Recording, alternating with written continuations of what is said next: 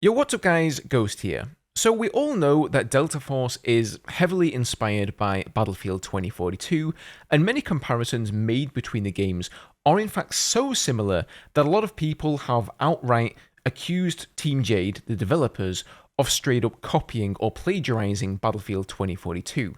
And well, it turns out that may not be so far from the truth because they have pretty much been caught with actual assets created by EA for Battlefield 2042 in their game.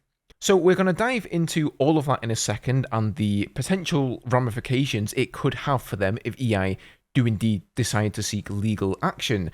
And then I also have some news on the skins in Delta Force. The developers have openly clarified just what their stance is when it comes to monetization, pay to win, and the militaristic look and feel of the skins overall. As always guys, if you enjoy the content here on the channel, hit that subscribe button. I will be covering Delta Force once it releases on the 5th. In fact, you should see something from me before then, because there is a technical playtest that I'm in as well, so I should be able to give you guys the lowdown before it even releases, so stay tuned for that. So, what exactly did Delta Force steal from Battlefield 2042? So, first of all, full credit for this image goes to Dedzigs, the Battlefield mastermind. I don't think there's much he doesn't know about Battlefield at this point, but here we have some promotional material that was created by EA for Battlefield 2042, and here is a pop-up window from the mobile Delta Force client where, as you can see, they've just taken that image, they've cropped out the watermarks at the bottom, and simply used it for their game. Now, clearly, this was a fumble on their part. They didn't mean to have it there. It was placeholder. I don't know if it's common to use other companies' work as placeholder assets on a new game that you're working on. Perhaps it is. But since this is Tencent we're talking about, they are the publishers in question here, and they have an ungodly amount of money, I would have thought they'd simply make their own concept art to serve that purpose. Like, if you're an indie company, I get it, you don't have a lot of assets, but Tencent are clearly not that. Now, I don't have any problem with them making a Battlefield-like game with the same vehicles, the same weapons, and even like some of the same game modes and similar looking maps and all of that. On the contrary, I think it's actually a good thing because it gives Battlefield players something new to enjoy and simultaneously lights a fire under EA's ass, and anytime EA gets set on fire is just fine with me. However, this isn't the first time that the similarities between these games has been a little too close for my liking. So just to show you guys a few examples, here is one of their operators. Looks pretty similar to Liz from Battlefield 2042, right? He has the same guided missile, he's got strikingly similar glasses, and to me he even looks like a redhead. And there are other operators too, like there's the medic guy that has the healing gun just like Falk. Here's a few weapon skins from the game. So the M4A1 skins here, very similar to Battlefield 2042's Tier 1 skin set. Same thing here with the tank. And then this iconic Asimov skin from Counter-Strike, just directly ripped off without any effort made to hide the fact that that's what they're doing. There's a rocket launch here on this map, again, very similar to Battlefield 2042's orbital map that they used to heavily market the game with. All of the vehicle menus are almost one for one the same as in Battlefield 2042, and the list goes on. The thing is, I can just obviously see how they set things up to work.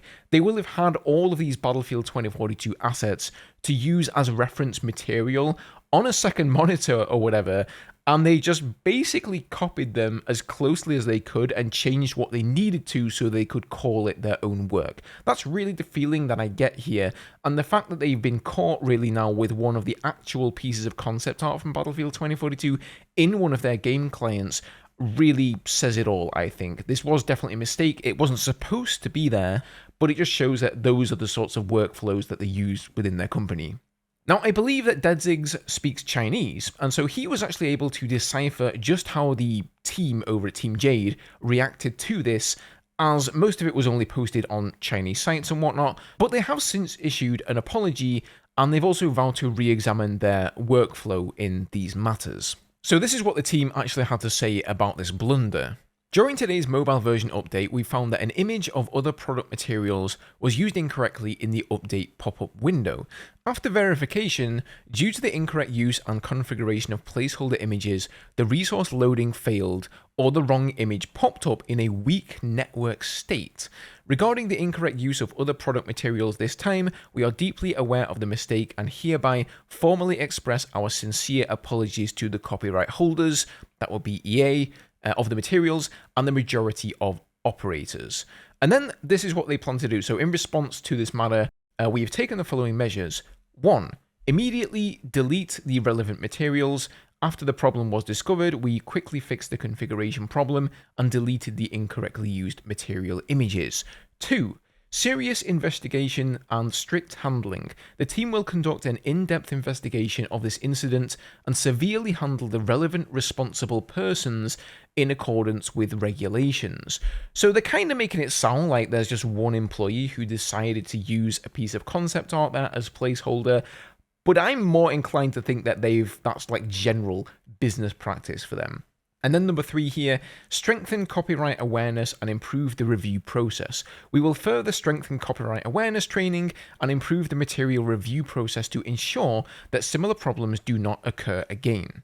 We are fully aware of the inconvenience and trouble this error has caused to everyone. We would like to express our sincere apologies again and ask for your understanding. Now, I actually posted this over on Twitter, and that tweet has kind of blown up. Obviously, people are very interested in it. It's gotten a lot of retweets as well. But I tell you this because a lot of people have left their thoughts and opinions on there. And for example, I won't name names here, but somebody says, I obviously don't agree with this, but Battlefield had their chance. Someone else better take the formula. And I totally agree with that. Like I have nothing against them trying to make a Battlefield-like game, but just straight up plagiarizing somebody else's game, even if you hate EA's guts, it just isn't right, and it makes me doubt the company who are behind Delta Force and simply leads to a lack of trust, I think. Which is a crying shame, because so far the communication with them and the community has been absolutely fantastic. They've actually shown us a lot of trust. They've been really communicative, trying to fix whatever issues we have with the game. So everybody hated the AI in the game. They just straight up decided to remove it because we asked for that. Here's somebody else says, to be honest, I couldn't care less, even as a Battlefield fan. The franchise has fallen so far that competition is exactly what it needs. If another developer can take their ideas and improve on them, why wouldn't we want that?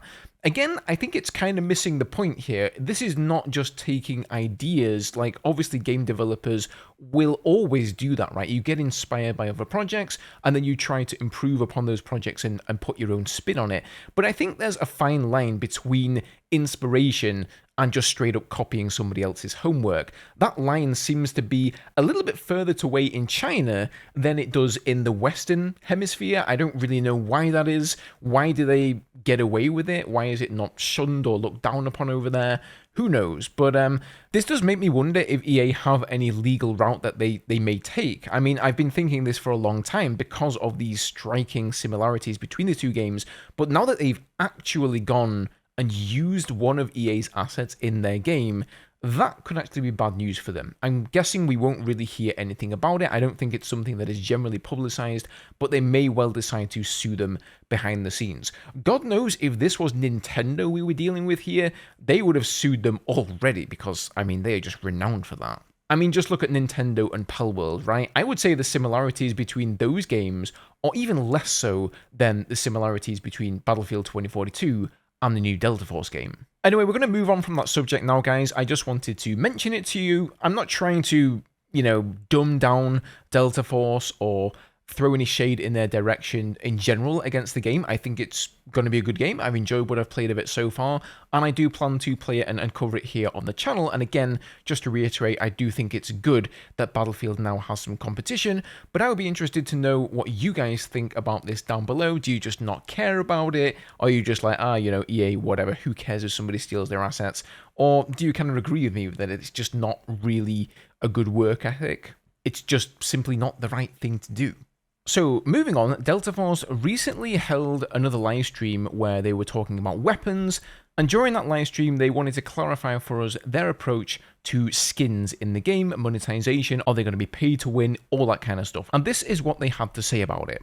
What's kind of the Delta Force motto when it comes to cosmetics? Yeah, actually, just in Gibby's video, if you can saw some of the skins in our games. And actually, since we've just mentioned, there are no pay-to-win in our games. All of our customization will be basically based on our skins. So we are really putting a true heart in making those skins. And many of our teams are a big fan of true military, so we will enhance the military skin scene. And we promise that all our weapons are designed under the modern military frames, and there will be no childhood likes or any other weird creepy stuff. Yeah, sure.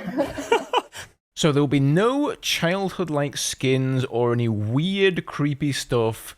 There's going to be no pay to win, and like they said, they are planning to clearly monetize the skins, right? So they're going to be putting in lots of time and effort on making those skins look good.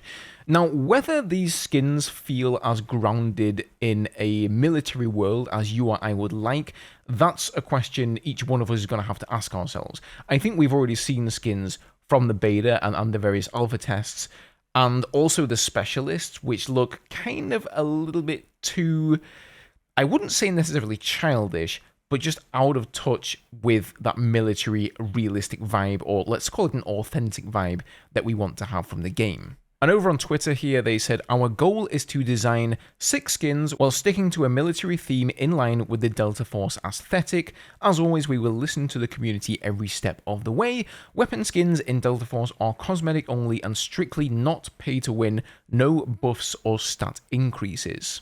Now, some people have mentioned that sometimes a skin will have a specific weapon model or a specific sight that can give you an advantage, and those sorts of skins also exist in other games like Battlefield 2042, so there's one for the PP29 off the top of my head. There's also one for the K30, which is really good, just clears up your vision a little bit. And I don't think they've mentioned anything about that yet, but, you know, to be honest, I don't really have a problem with that. I don't consider that to really be pay to win, but maybe you guys think differently. So, ladies and gents, that is about going to do it for this video. Hope you enjoyed. I've also been rolling some footage of the new map in the background that is going to be playable on the 5th of December when the game releases.